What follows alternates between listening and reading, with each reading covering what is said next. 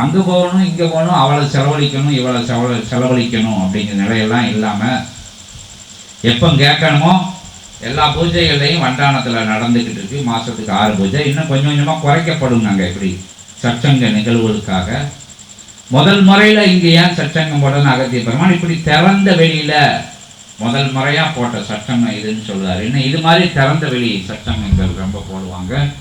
ஏன்னா நாங்கள் போகிற இடங்கள்ல எல்லாம் அகத்திய பெருமான் சொன்ன மாதிரி சீடர்களாக இருக்கும் சபைக்கு அவங்க வந்து அகத்தியரோட ஆசீர்வாதம் வாங்கியிருக்கணும்.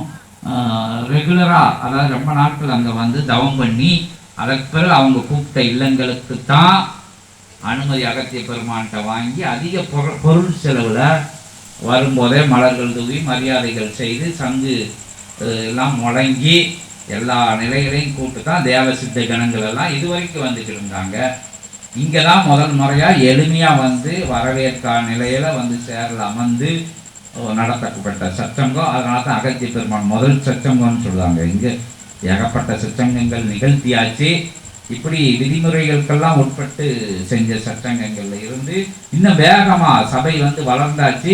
எடுத்துக்காட்டுக்கு கோயில்பட்டியில் வந்து பெரிய பொருள் செலவில் பெரிய அருளாளர்கள் மத்தியில் ஞானவான்கள் மத்தியில் அற்புதமாக சவால் விட்டு இது மாதிரி தெற்கு வண்டானத்தில் எளிய கிராமத்தில் ஒரு எளிய நிலையில் எதுவும் கற்காத நிலையில் ஒரு சித்தன் வந்து இறை அவதாரமாக உதிச்சிருக்கான் அப்படின்னு சொல்லப்பட்ட நிலையை வந்து இங்கே வந்து தட்டி எல்லார் வீட்டு கதவையும் தட்டி அவங்களுக்கு அழைப்புதல் கொடுத்து அங்கே வாங்கன்னு சொல்லி நிரூபித்த இடமா அந்த சட்டங்க நிகழ்த்தியாச்சு.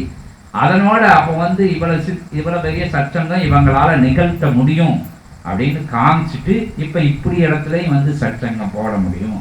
முதல்ல இருந்து சபையில் போடுவோம் வேப்ப மரத்தடி